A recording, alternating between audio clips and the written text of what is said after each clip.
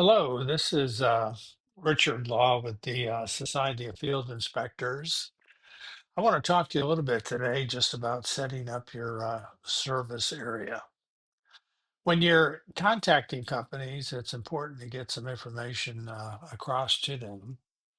And some of that information is you want to say, who you are, how to get a hold of you, how to contact you, what you do. You do inspections, and you want to say that you pretty much focus on the commercial and the insurance inspections because these are the higher paying inspections, and you certainly want to stay away from the low pay mortgage inspections, the door knock inspections. You don't want to be going into private backyards, fenced backyards, and peeping in windows to see if the property is occupied or vacant. That's not a good idea. That can get you into some really serious trouble. In some states, you can be arrested for a felony, especially if you have a minor in the house. If the house is occupied and you got a minor in the house, that can really get you in pretty serious trouble. You can maybe have to get registered as a sex offender, and that's going to kill any possibility you're ever going to have of really getting a job. So don't get arrested because it's going to probably show up on your background check, and nobody's going to hire you if you're a peeping Tom. Uh, it doesn't work that way. That people want to hire you peeping Tom. So, but setting up your service area, you don't want to set up a large service area. And let me tell you what I did when I was up in Virginia. I was a real estate broker up there, so inspections were kind of a backup job. And I worked for about 12 different companies. And each of these 12 companies had different volumes of inspections that they would give me. And each of these 12 companies paid different fees. Some were kind of in the middle range, some were in the high range.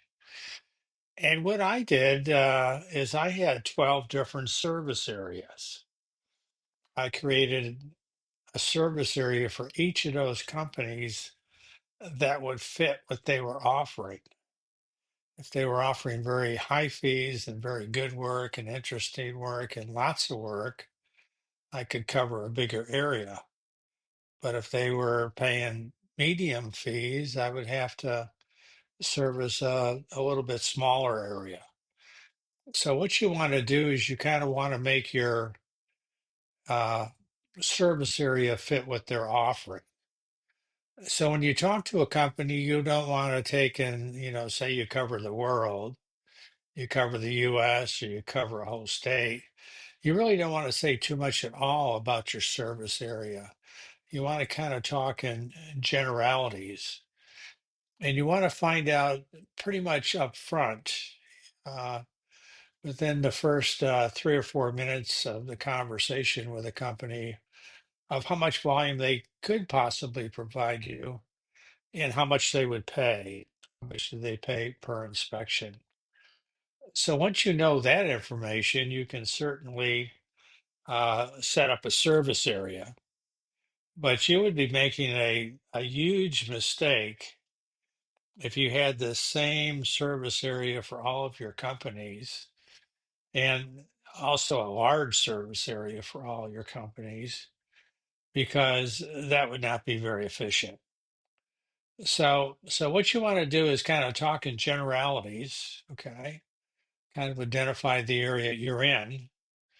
And then once you determine what they're paying and how many inspections they can give you a week or month, then determine how big that service area is going to be. So don't be too quick to cover large areas because it's just going to really cut down your profits. Okay.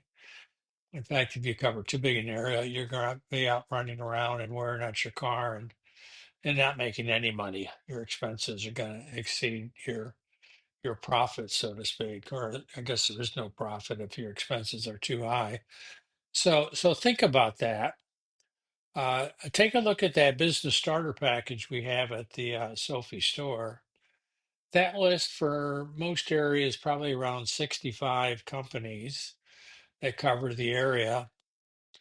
And these are the higher quality companies, mostly commercial, a few insurance, no mortgage, and the ones that offer, the more interesting work and certainly the safe work. You don't want to be knocking on doors of delinquent borrowers because you never, never, never know what's on the other side of the door.